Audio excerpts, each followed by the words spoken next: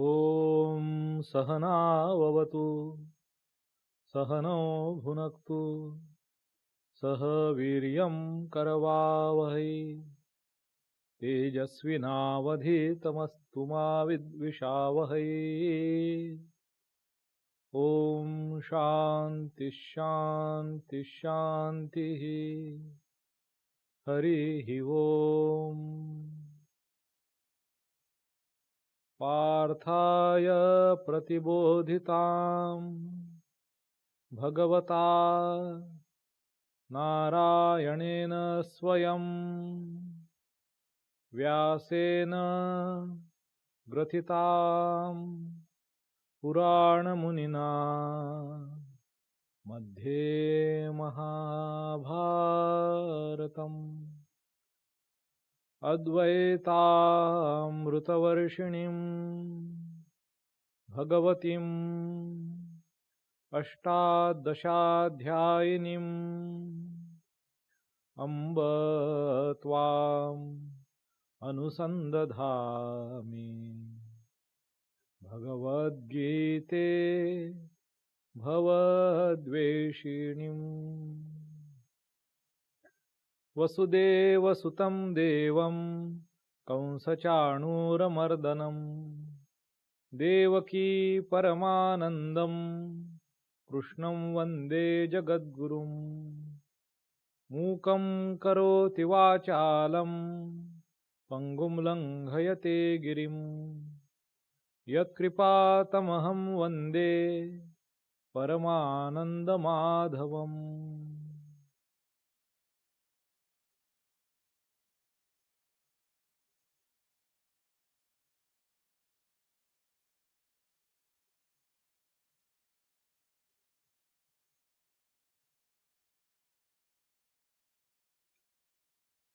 My namaskars to you all who are listening this talk on Srimad Bhagavad Gita. We are deliberating upon verses from chapter number 14th, Gunatraya Vibhaga Yoga.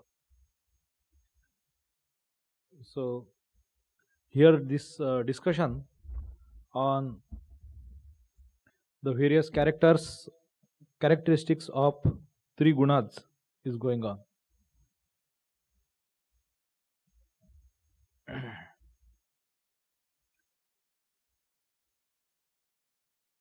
So, by way of these verses, these effects and influence of these three gunas, these three qualities, they are being discussed. So, they are qualities of what? So, they are called as qualities, and these qualities can influence any substance, including your mind stuff, and thus they are the primordial qualities, as if, and they can affect, they can influence the nature, the behavior of any substance in this universe. So these verses are very simple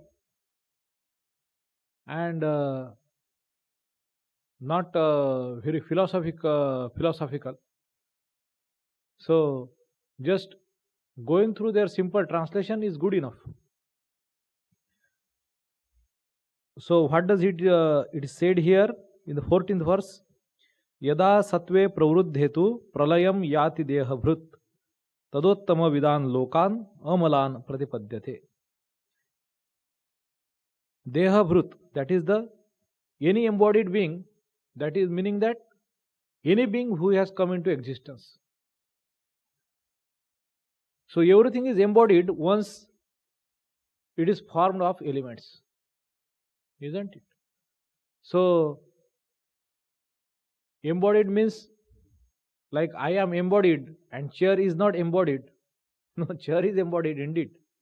The material, the wood is embodied or not? Then yes, wood is embodied. Tree is embodied. Whether soil is embodied or not, yes, soil, everything which is physical will become embodied. Whatever has born out of elements would be embodied. So, here especially particularly about the individual people. And yada satve pravruddhetu pralayam yati dehabhrut. If an embodied being goes to pralaya, that is, he goes to death, he dies. In the state when, means yada satve pravruddhe, when sattva is at its peak. If the embodied one meets death when sattva is predominant, then what happens? Tada uttama vidhan lokan.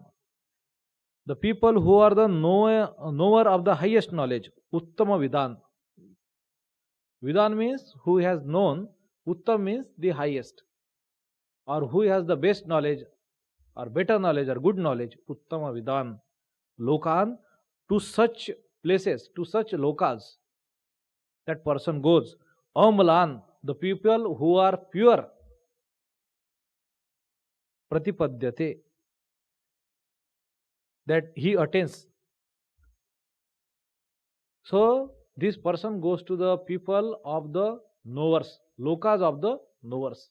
To such a state, this person will, this would be the gati, this would be the result of if any person dies in state of mind when sattva has risen, when there is sattva is at its peak, diffusing or dominating over rajas and tamas. If person dies in such a state, so he will attain to such kind of. Now this idea, what we say, generally these things are described as there are higher and higher up lokas. This Prithvi is there, then this Swarga, Suva, Bhuva, etc. lokas are there, 7 Swargas are there. Ultimately Brahma Loka is there. So whether somebody, if he or she does not have any problem in believing these ideas, then he can take it that way. But again, that person staying there for some days, for some time, he will have to return back. Shune punne martya lokam vishanti. And it can also be taken in this way, that this person will have to be born again. So he will born to such families, and he will get company of such people, where there would be people surrounding him who would be knower of higher knowledge. Uttama vidhan lokan amalan, the pure hearted souls. To such a people, that person would be reborn. Amalan pratipadyate. He will attain to such people, such states, such lokas. Then when there would be the predominance of rajasa, what will happen? Then it is said, Rajasi pralayam gatva karma sangeshu jayate tatha pralinas tamasi mudha yonishu jayate. So what will happen when there is rajasa predominant or tamasa predominant? So in the case of rajasa, rajasi pralayam gatva. So pralayam means that as if that person goes to this nasha or death, or pralaya can be that end of the universe when no matter what, everything is ending. So it is not just personal death of that person. So even in that case, what will happen? So rajasi pralayam gatva karma sangeshu jayate. What will that person, if he dies when his mind is in rajasa, that rajasa is at its peak, dominating over sattva and tamas. So what would be the state, what would be the future course for that person? That person would be karma sangeshu jayate. That person would be born again to the people who are karma sangi. The people who are interested, who are attached, and who are drawn, who are very busy into action. He would be born to such parent. Karma sangeshu jayate. To such people he would be born. And there, the third one, tatha. So also, pralinas tamasi. So tamasi is if somebody dies in the state of tamas, mudha yonishu jayate. That person is born to stupid people. Mudha, who does not have discrimination, who does not have knowledge. To such a people, such person is born if he dies in state of tamasa. So tamasa is ajnana again, virodha jnana, moha. Rajasa is symbolic of desire, greed, aversion and attraction. So that is rajas. Sattva is the steadiness, calmness of the mind. So accordingly, the state of the mind of the person. So death is a great a test of an human being, his character. Because at that stage, you cannot feign, you cannot pretend, you cannot act, you cannot show off them. And what is your real character really manifests. So that's why death is such a test. You cannot show off there, you cannot pretend there. So what you have earned and what you have become, what kind of person you are, that will manifest. No amount of your beliefs and your ideas, your theories, they will not stand unless you have become that.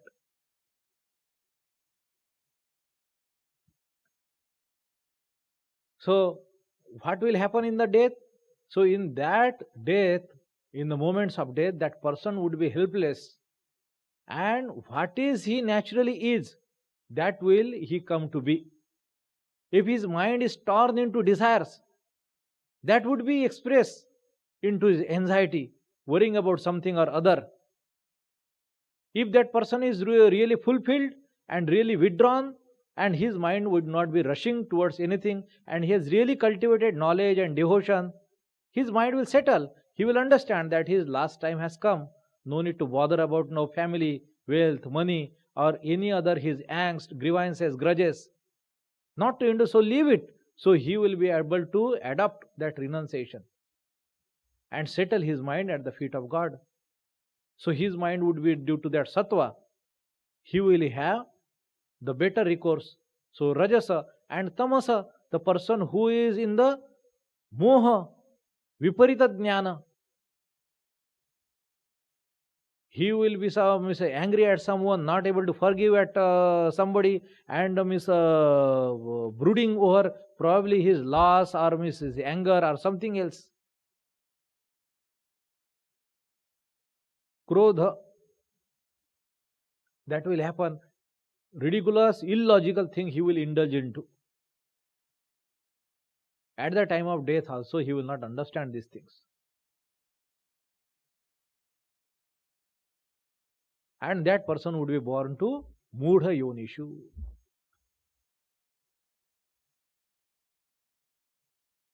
In the wombs of the irrational.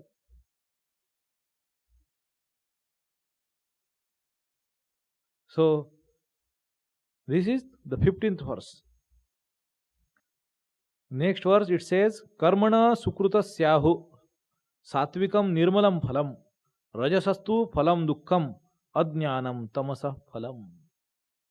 So, sukrutasya karmana. So, your good deeds, sukrutaha, of such karmas, such actions, such deeds, it is said, ahu means it is said, satvikam nirmalam phalam, that such stainless would be the result, the fruits of such actions. Satvikam. Rajasastu phalam dukkham. Of rajasa, fruits are dukkha. Phalam is dukkham. This desires gives you because it will always come with this attitude of unfulfillment. And here in the Sattvika state, Sukham is the result because it always comes with the attitude of fulfillment. Just the change in temperament. So Rajasastu phalam dukkham and ajnanam tamasa phalam. This person is not even able to understand that what is right and what is wrong, what he should be glad about or what he should be sorry about. It would be exactly opposite. Ajnanam tamasa phalam. This is the influence of tamasa. So tamasa is the most dangerous of everything. That person is in fully confident in completely wrong thing. That is tamasa. Ajnanam tamasa phalam. Then again carrying forward this idea, this 17th verse says, Satvat sanjayate jnanam rajaso lobha evacha pramada mohau tamaso bhavato ajnanam evacha. That satvat, from satvaguna, jnana is born, sanjayate, jnana is born. Rajaso lobha evacha, lobha is born out of rajas. From tamasa, pramada mohau tamaso. That this inadvertence, pramada, moha, that is delusion, this is born. And bhavato ajnanam evacha. This is born and it is of the nature of ignorance itself. Ajnanam eva. This is what is the nature of tamasa. This is what will happen. Now this 18th verse is significant. What does it say? It says, ऊर्ध्वं गच्छन्ति सत्वस्था मध्ये तिष्ठन्ति राजसाः जघन्य गुणवृत्तिस्था अधो गच्छन्ति तामसा. So this verse explains that this effect of these three gunas, sattva, rajas and tamas. What does it say? So let us understand it in its simple plain meaning. Urdhvam gachanti, the person with sattva guna, that urdhvam gachanti, urdhva is higher and higher. He goes, he moves higher and higher. Urdhvam gachanti sattvastha, the person who is established in sattva guna, sattvastha, he goes higher and higher. Urdhvam gachanti sattvastha. Madhye tishtanti rajasa, that the person who is trapped in this rajaguna, his madhye tishtanti, he does not move further or goes down. And then about the tamasa, he says, Jaghanya guna vrittistha adho gachanti tamasa. This tamasa, it is characterized by Jaghanya guna vrittistha. Jaghanya guna vritti. Which are of the lower order animal kind of vrittis, temperaments, behaviors, guna vritti. Such is the character, Jaghanya guna vrittistha.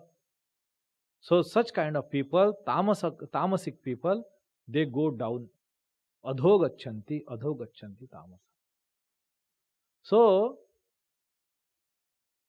therefore to grow, to become greater and greater, to scale up, to go higher and higher, what you need is sattva guna.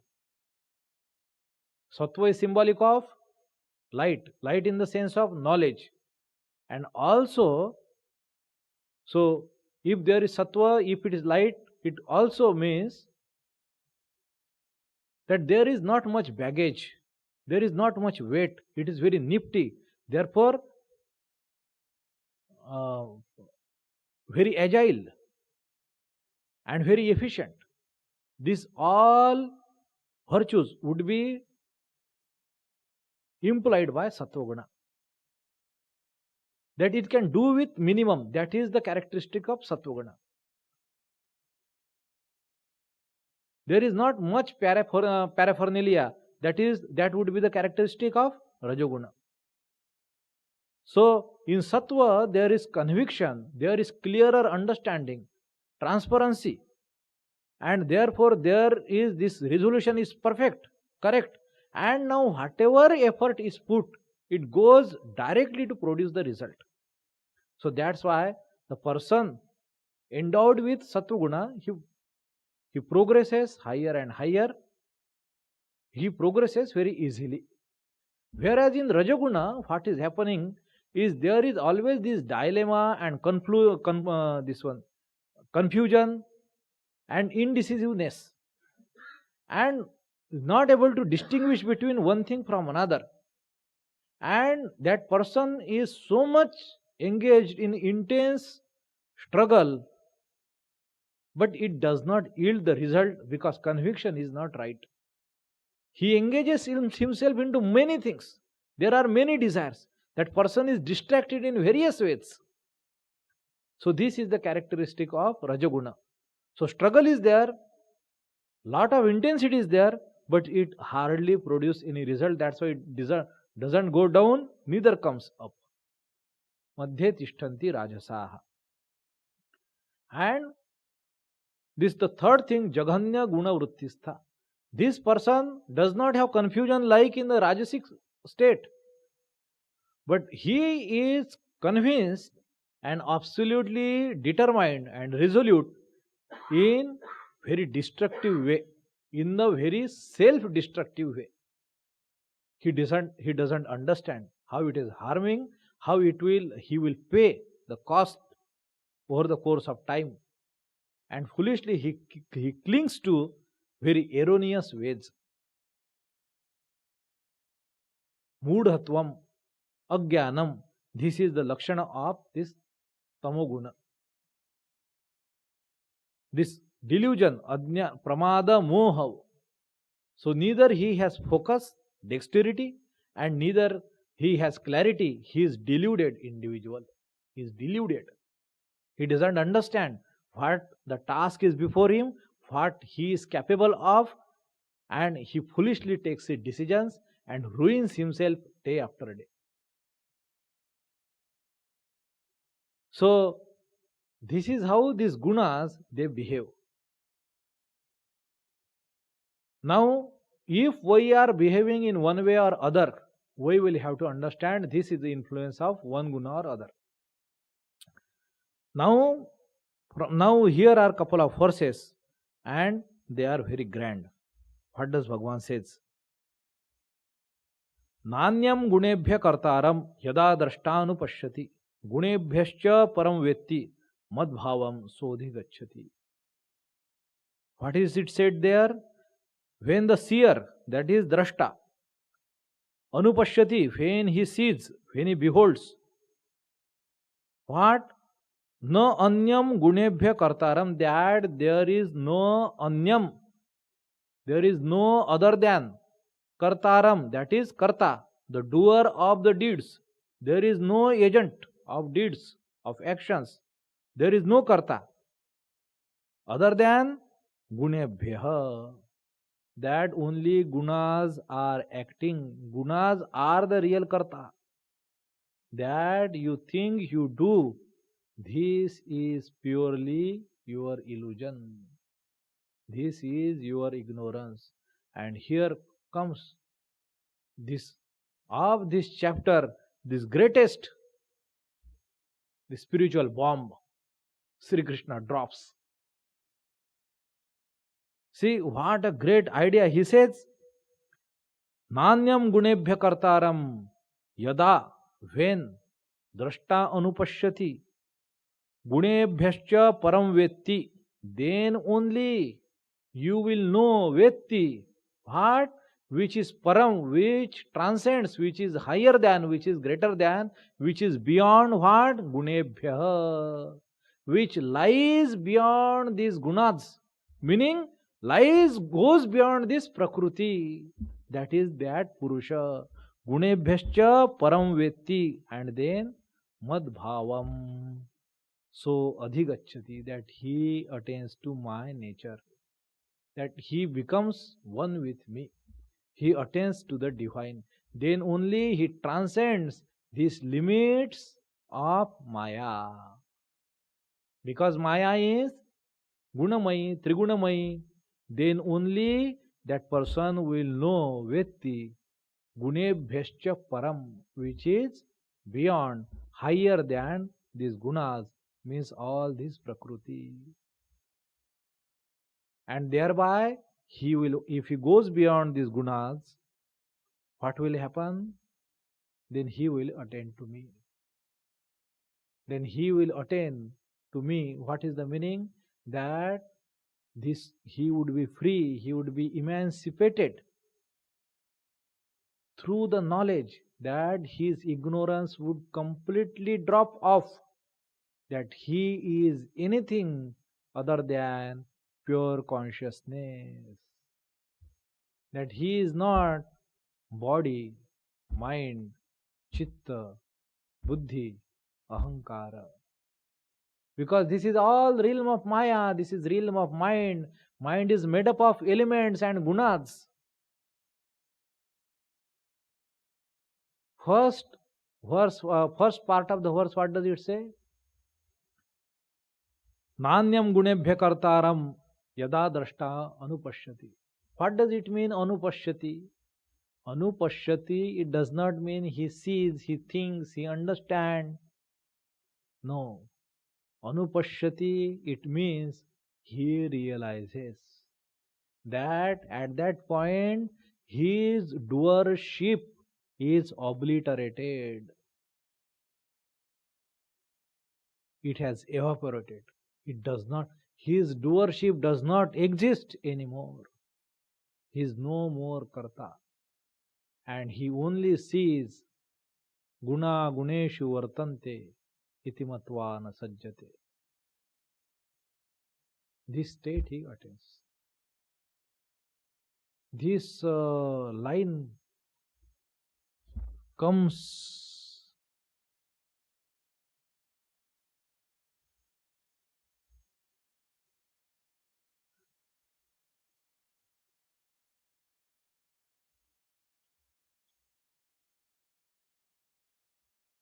one second. Give me a second.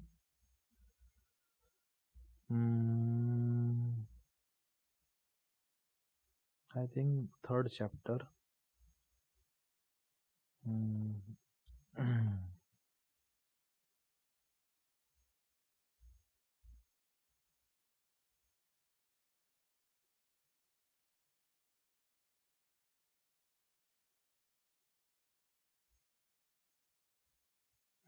Here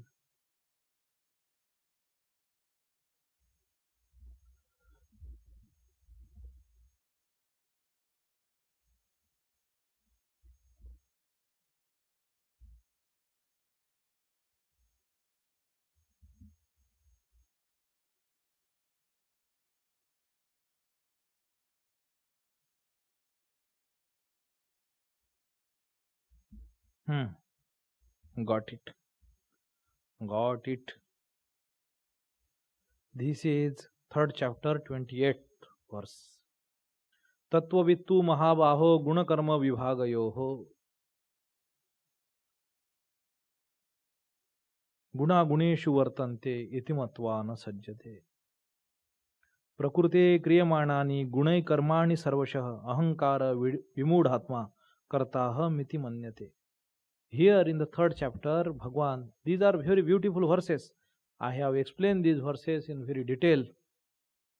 So what does in the 27th verse Bhagwan is saying? See that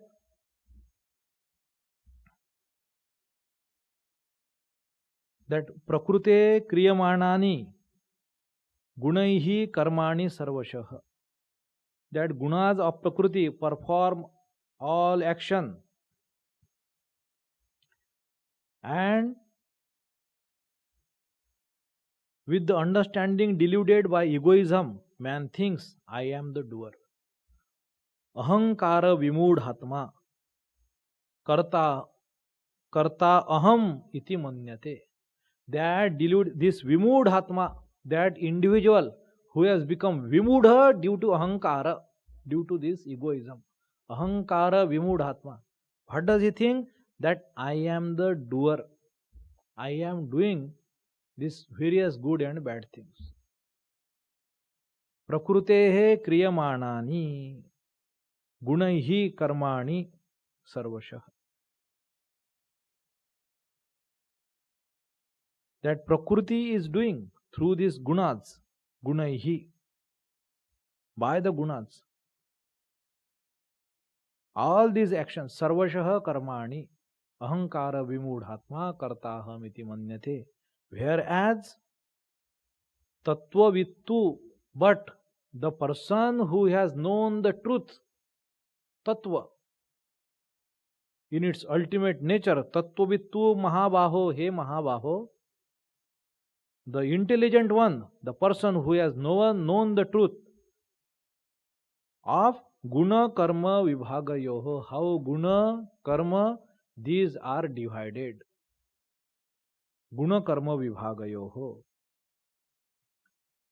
And what they do? Guna guneshu vartante. Knowing this, that gunas are acting with gunas. Gunas are reacting with gunas. And knowing this, iti matva na sajjate, that they do not react. They do not get attached to anything. Iti matva na sajjate. 27th and 28th verse of the 13th chapter. Here in this 14th, I said third chapter, sorry, not 13th chapter, third chapter. And here in the 14th chapter, Bhagavan is using the similar expression or similar idea which would be reiterated again down the line in this very chapter. What does he say? Nanyam gunebhya kartaram yada drashta anupashyati. Drashta. Drashta, what in the sense? The person who is meditating, who is trying to be witness of everything, trying to withdraw himself from action. That's why the word drashta is very significant. Anupashyati, through meditation and through this nididhyasana, he come to realize this. That's why anupashyati. He come to see the truth, and that truth is seeing is not just intellectual understanding. He realizes. That realization translates into behavior and state of experience. Drashta anupashyati. And what happened thereby? Gunebhyascha param vetti. One something which is beyond, transcending these gunas. Gunebhyascha param. That vetti, he knows that individual. Param vetti. And madbhavam so adhigacchati, that he verily attains to my nature. Attains to my nature means all his ignorance is dropped off, and that consciousness realizes itself without the intermediary of mind and senses. And this ignorance, this illusion that I am a body-mind complex, that upadhi are as if sublimated. They are completely evaporated, and without its trace, that pure knowledge is gained in its very self. Sri Ramakrishna used to use this phrase, bodhe bodhoy, that consciousness knows itself. That consciousness become conscious of itself and nothing else. So, this is this 19th verse. So, all the throughout he is explaining these gunas. So, sattva, rajas, tamas, for what? There is no implication even by this 18th verse when he says urdhvam gacchanti sattvastha, meaning that you should cultivate more and more sattva guna. Yes, all right. But nonetheless, it is also guna. The primary purpose is you have to go beyond all three gunas. Sattva guna is very helpful. Tamas is definitely deterrent. Rajas is also a hindrance. Sattva is liberating. There is no question about it. But even after that, it is material, it is guna, it is quality. Even it has to be dropped off. It cannot go beyond certain point. It cannot liberate you. You cannot cling to it. Even Sattva Guna is binding. We have seen in the very beginning of this chapter.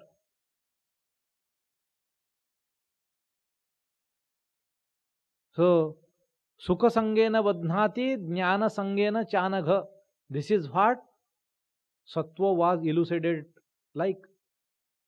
So, even Sattva Guna will be binding through this attachment to comforts and attraction towards the knowledge.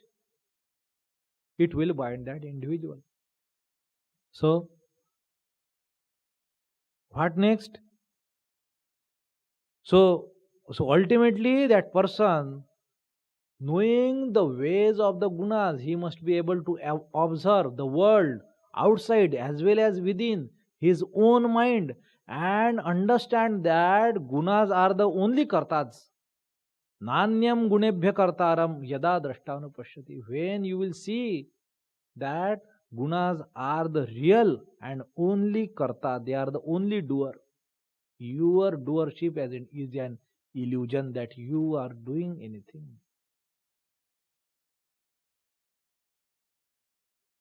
So whatever desires, whatever the provocations and incitement is arising into your heart, they are all due to the spell of those gunas, of those rajas, of that tamas, of that sattva. Let them do what they want. You don't get attached to it. You stay back. You become the eternal witness of them. And then you will attain that purity. When your renunciation would be complete, when your detachment from the ways of those gunas, they will constantly provoke you. They will constantly nudge you, coax you, try to pull you into that quagmire of gunas. And if you stay back, what will happen? You will know what lies beyond, goes higher than these gunas. And that's how you will know. You will become free. You will become liberated. That's how you will become illumined. Gunebhyascha param vetti so madbhavam so adhigacchati. So, the next verse, Gunan etan atitya trin dehi deha samudbhavan janma mrityu jara dukkhaihir vimukto amrutam ashnute. What is the result of it? Bhagavan explains further. So, this etan gunan, these three gunas, by atitya, by going beyond these three,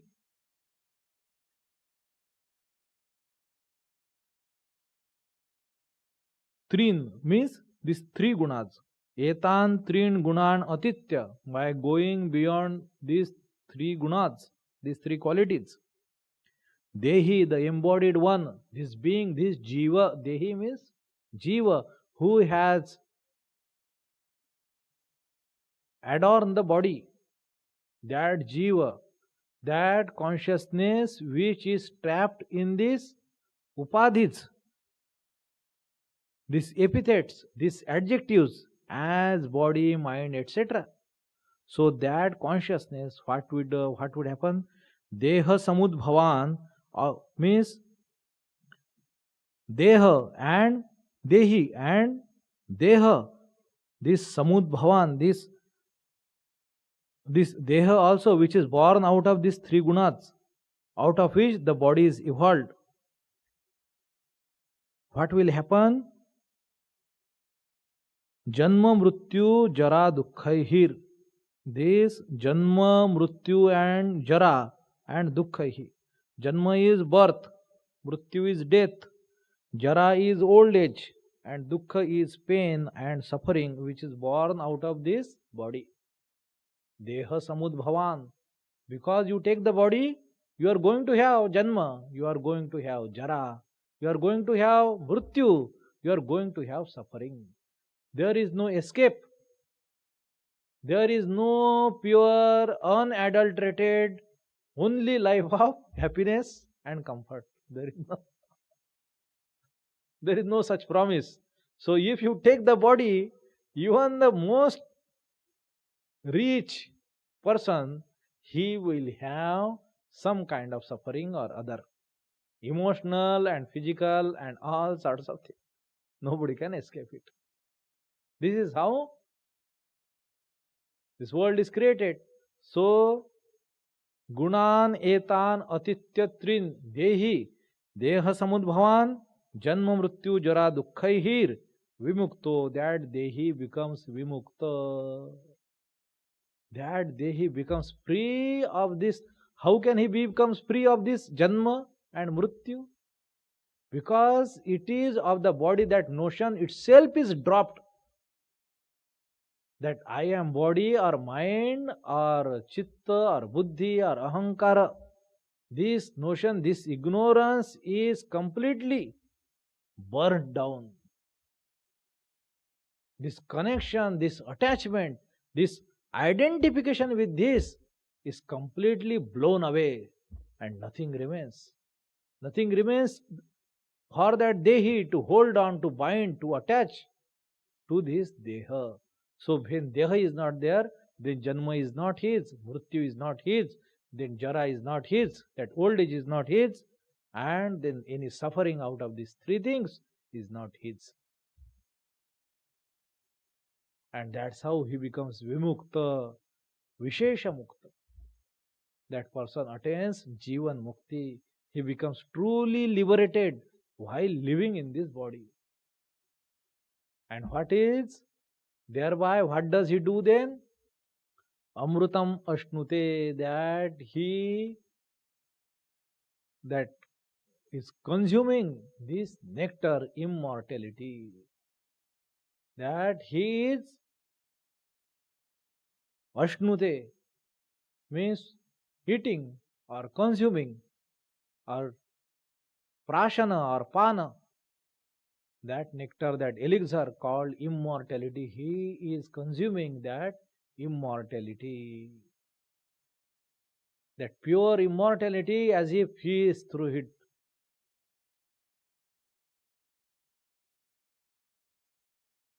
To the fullness of his heart, because he has become completely free of these sufferings born out of body. Because that notion itself is now burned down, that ignorance does not exist anymore.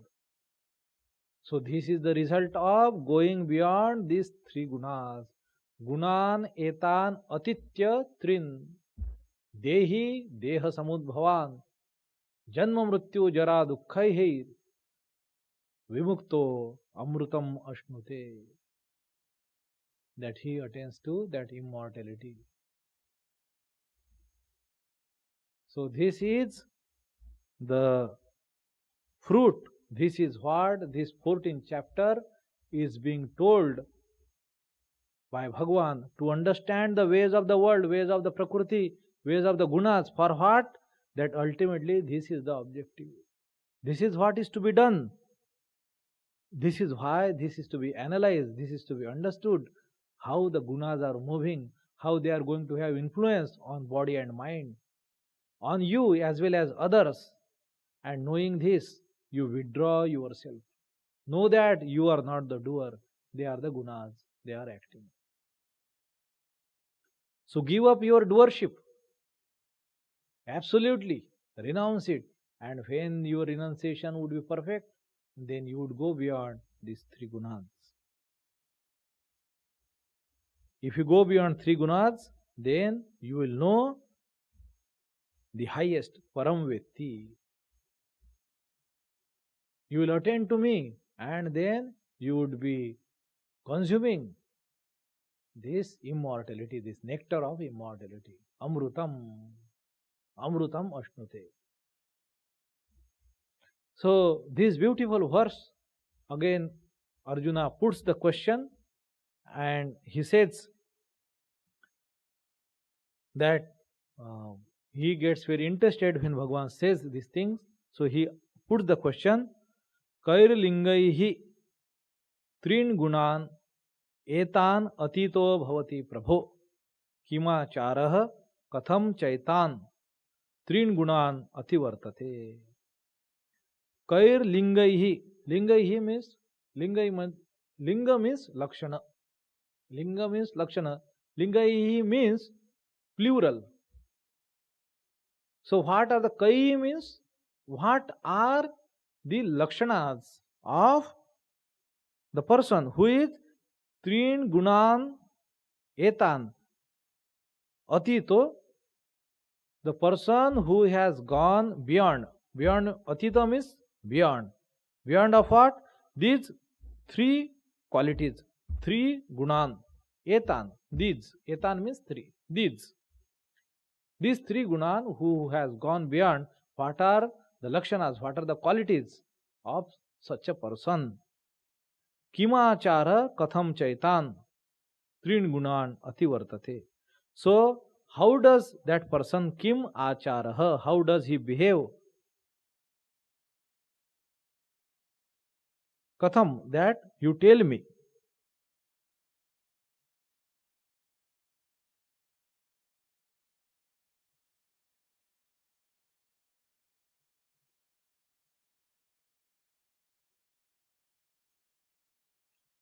Katham cha etan, or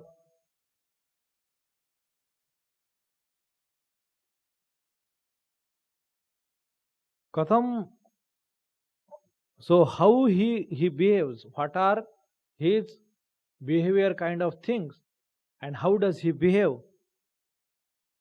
You tell me, he Prabhu. So, etan trin gunan ati vartate. So, how does he vartate? How does he behave? Katham vartate. Ati vartate. Gunan ati vartate. So, the person who has gone beyond these things, how does he behave? How does he act? That you tell me. So, now to this respond, this is a similar kind of question which Arjuna had asked in towards the end of the second chapter, where Sthita Prajna Lakshana Bhagwan has enumerated. Here he takes, there is a few verses, but they are nonetheless very beautiful, from verse number 22 to 27. So he says that, so what is that state of going beyond the three gunas, three qualities? Here they are. Prakasham cha pravrittim cha mohameva cha pandava na dveshti sampravruttani na nivruttani kankshati. What does he say? Prakasha, pravrutti and moha.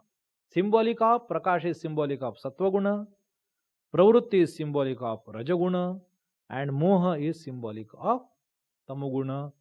When all these three things, what is about these three? Sattva, Rajas and Tamas, Bhagwan says in the second line, Na dveshti sampravruttani. What a great quality. That when any of these three gunas, Prakasha, Pravrutti or Moha, any of these three gunas, when they are going to peak, whether it is Rajas, whether it is Sattva, whether it is Tamas, Na dveshti sampravruttani. You may not hate it, Na dveshti, when Sattva is rising probably. You may not hate even if Rajasa is rising. You might enjoy it. But you might very much hate it if Tamasa is rising. That you do not feel like working. You feel very lazy. You feel very sleepy. You feel angry. And you are not doing anything. You are all the time vexed, not focused, falling upon every other thing, stumbling upon every other thing. Nothing goes right for you. You might hate yourself. So what does Bhagwan says? That person who has gone beyond these gunas, how does he behave? No dveshti sampravruttani. Any of these three gunas, when they have gone to their peaks, this person doesn't hate it. He doesn't react to it. No nivruttani kankshati. When they have receded, nivruttani, he doesn't desire, he doesn't long for them. that let they be there and I might enjoy that experience. That Rajasic person, if his Rajasa is receding, he would long for it. If you are not able to sleep, you will long for that Tamoguna, that if it comes, then you would be able to sleep. If you are not able to focus, concentrate and understand, you will long that Sattva-guna should come. But the person who has gone beyond these three gunas, he neither hate, neither seek them. Na dveshti, na kankshati. This is the state of the mind of the person who has gone beyond three gunas. That he is perfectly established in that knowledge, that higher state which is beyond these three gunas. So when these gunas are having influence for due to various reasons, due to food, due to place, due to times, due to the planetary motions, so rise of one particular guna over other, he understands it, how it is affecting every other thing, the world outside as well as inside, and he does not react. Na dveshti, he doesn't abhor, and he doesn't seek, he doesn't long for it. Na dveshti sampravruttani, na nivruttani kankshati. Prakasham cha pravrittim cha mohameva cha pandava, na dveshti sampravruttani, na nivruttani kankshati. Udasina vat asino guneryo na vichalyate, guna vartante ityeva yo avatishtati na ingate. So, as if that person is unreactive, udasina, that unconcerned, as if not able to react to anything, becoming such person, udasina, what? Like that. Being like that and udasina, there is a difference. So, it is as if like that person is sitting. No vichalyate, that he is not provoked by these gunas. Guneryo na vichalyate, he does not become vichalita. His steadiness remains. His anchor is deeply, rocked in that truth. Param vetti guneryo na vichalyate. And what does guna vartanti iti eva? Said gunas are acting on this different stuff of mind and world and substance and food and people, and that's why they are behaving in particular way. Knowing this, guna vartante ityeva ya avatishtati, that he steadies himself and doesn't react. Na ingate, he doesn't swerve, he doesn't deflect. Na vichalyate, he remains steady. This is the 23rd verse. So, we can take a break here, and there are this couple of verses we can take in the next class. तो next class कितने तारीख को होगा क्या? हाँ, दीक्षा तो नहीं होगा, फिर नहीं होगा, नहीं, ठीक है, शाम को प्रवचन भी है महाराज का, तो दीक्षा के दिन 3 तारीख को क्लास नहीं होगा, उसके बाद 10 तारीख को होगा क्लास. ओम शांति शांति शांति. हरि ओम तत्सत्. श्री राम कृष्णार्पणमस्तु.